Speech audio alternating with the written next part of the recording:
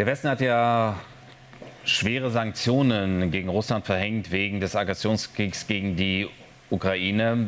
Bisher hat es so den Anschein, dass es keine große Wirkung ausübt, dieses Sanktionspaket. Aber Christoph, offenbar ist doch mehr Wirkung als bisher gedacht, oder? Ja, es gibt da einen Bereich, wo diese Sanktionen, die der Westen verhängt hat, den Russen tatsächlich Schmerzen zufügen. Und das ist beim internationalen Zahlungsverkehr.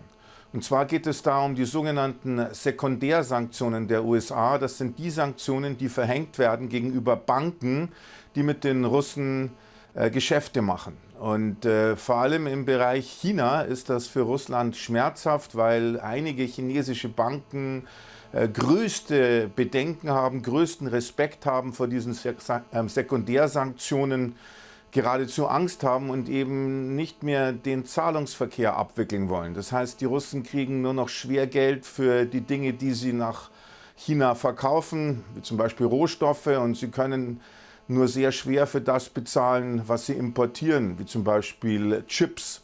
Und das sorgt für große Schwierigkeiten hier. Und jetzt sind die Russen laufend auf der Suche nach neuen Schlupflöchern, immer wieder nach neuen, kleineren Banken, die dann wieder beim Zahlungsverkehr mitmachen.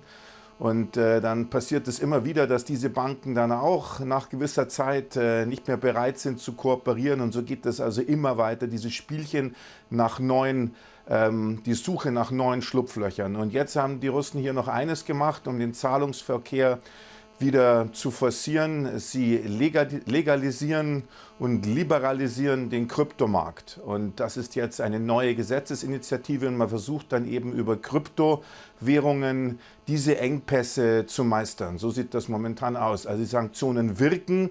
Das Ganze ist nicht fatal, aber bereitet den Russen eben wesentlich mehr Kopfzerbrechen, als ihnen lieb ist.